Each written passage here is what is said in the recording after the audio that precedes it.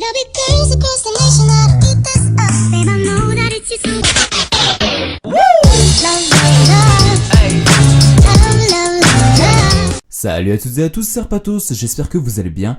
Et aujourd'hui on va se retrouver pour une nouvelle vidéo, un nouveau tutoriel. J'ai pensé que ça serait intéressant de faire une mise à jour par rapport au tutoriel sur la box de Numérical, qui est quand même ma vidéo phare, puisqu'elle a atteint plus de 25 000 vues, ce qui est énorme. Ou même plus, parce que j'ai même pas pensé à regarder depuis. Et il y a des gens, beaucoup de commentaires, et qui m'ont dit Serpatos, c'est pas mal ta vidéo, mais par contre je n'ai pas du tout la même interface que toi, et c'est normal parce qu'il y a une nouvelle box qui est sortie, et moi à l'époque où j'avais fait cette vidéo, c'était déjà il y a quelques années, c'était pas du tout la même box qu'on a aujourd'hui, donc c'est normal que le panel change. Je vais y répondre bien sûr à toutes vos questions en fin de vidéo, et passer quelques autres précisions en cours de vidéo. C'est parti. Comme d'habitude, donc je rappelle, ce tutoriel vise à ouvrir ses ports, que ce soit pour jouer avec vos amis sur des serveurs Minecraft, FPS ou autres. Donc on va commencer, on va aller dans l'invite de commande avec CMD tout simplement. Dans cet invite de commande, nous allons écrire ipconfig, comme ça s'écrit, un slash et all. On va appuyer sur entrée et là on va remonter un peu. On va remonter jusqu'ici, on va avoir l'adresse IPv4. Cette adresse IPv4, vous n'avez pas à la retenir entièrement, mais seulement les deux derniers chiffres, par exemple, moi c'est 15. N'ayez crainte, ce n'est pas votre adresse IP ou autre, c'est simplement votre IP locale, c'est-à-dire l'IP que vous avez à la maison, chez vous, dans votre réseau. Donc, on retient pour moi 15. Ensuite, nous allons simplement aller sur Google, on va ouvrir une nouvelle page, et on va aller tout simplement sur 192.168.0.1. Cette adresse va servir à se connecter au panel de configuration du modem de Numérical. Vous allez simplement cliquer sur configurer votre modem, et ici vous avez l'identifiant et le mot de passe.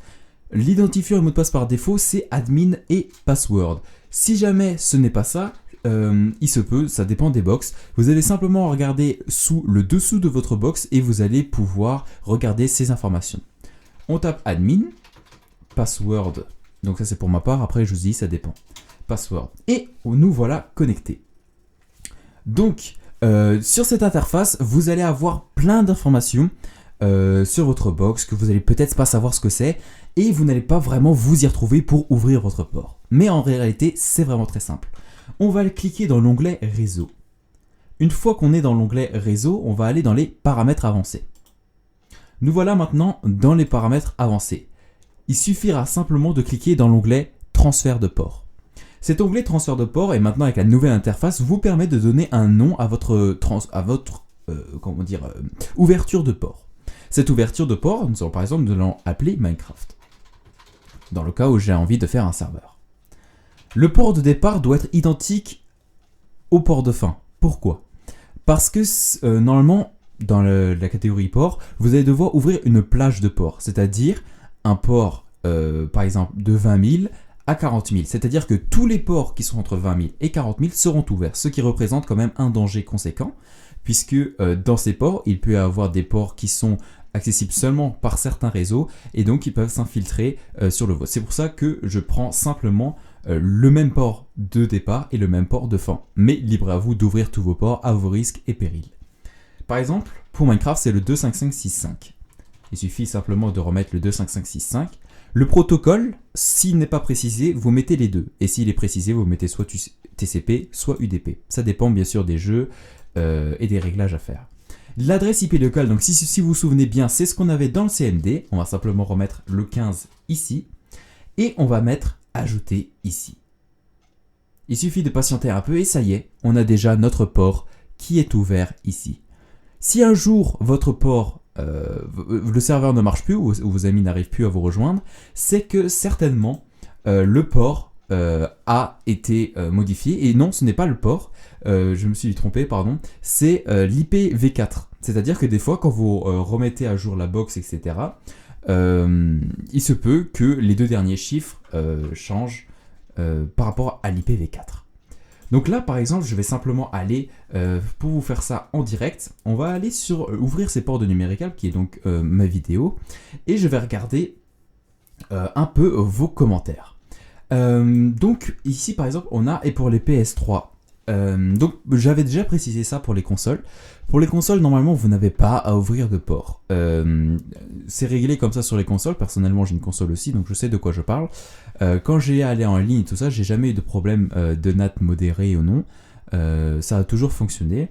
Dans le cas où ça ne marcherait pas, il suffit d'aller voir sur Google les ports qui sont à ouvrir et d'aller sur la page et de refaire les manipulations.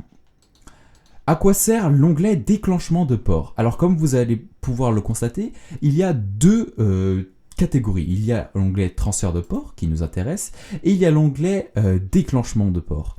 Alors personnellement j'ai une petite préférence pour le transfert de port qui est beaucoup plus simple à utiliser. Pourquoi? Tout simplement dans l'onglet déclenchement de port, on va ouvrir des plages sans même... on va les ouvrir en fait pour tout le monde. Alors que moi j'ai seulement envie pour mon ordinateur, c'est-à-dire que je ne vais pas embêter les autres qui habitent avec moi avec ces ports. Donc c'est-à-dire que les ports vont seulement être ouverts pour mon ordinateur. Dans le cas d'un déclenchement de port, ces ports vont être ouverts pour toute la box. Et en plus, ce qui représente quand même un risque potentiel. C'est pour ça je vous conseille vivement de le faire dans le transfert de port qui est beaucoup plus simple, beaucoup plus clair puisqu'on peut mettre le nom et qui n'attribue seulement qu'à votre ordinateur. Alors, quand je vais dans avancer, tous mes ports sont vides. Problème. Ça peut arriver quand vous réinitialisez votre box, c'est-à-dire que si un jour vous pensez que ça ne marche pas, vous allez relancer votre box et du coup, ça ne va pas marcher. Et il y a tout qui va se réinitialiser. Donc ça peut arriver effectivement, et là dans ce cas-là, il va falloir réentrer les ports. J'ai besoin d'aide pour les ports de départ le fin, je joue sur Call of Duty Ghost, je ne comprends rien. Comme je vous ai dit précédemment, certains jeux demandent à ce qu'on ouvre des ports, que ce soit obligatoirement ou simplement pour éviter que votre NAT soit en modéré ou en strict. Je parle évidemment pour les Call of, ça peut être également pour les autres FPS ou les autres jeux. Dans ces cas-là, il suffit de taper sur Google les ports à ouvrir et vous allez avoir sans problème la liste des ports à ouvrir et vous faites les manipulations. Vous cochez bien TCP ou UDP suivant ce qu'il faut faire et vous aurez la réponse à toutes vos questions. Ensuite, on a... Moi j'ai un problème un peu différent, tout marche, je copie l'IP de mon IP.com, j'ouvre mes ports et pourtant quand je lance mon serveur Minecraft avec l'IP, je reçois le message d'erreur me disant Already running at port. Alors, rien n'est ouvert.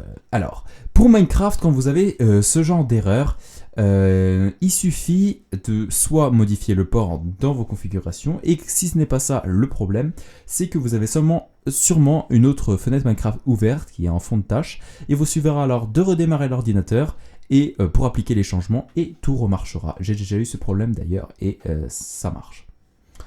Voilà. Donc j'ai répondu à peu près aux questions principales. Je vous rappelle que pour connaître votre IP, il suffit d'aller sur le site monip.com que je vous donnerai dans le lien de la description de la vidéo. Si vous avez la moindre question ou quoi que ce soit, vous pouvez très bien me les donner en commentaire. J'y répondrai bien sûr aux commentaires et s'il le faut, nous pourrons faire des petits échanges par Skype ou par mail. Je serai à votre disposition. En attendant, portez-vous bien. Prochaine vidéo très bientôt et à bientôt. Ciao tout le monde.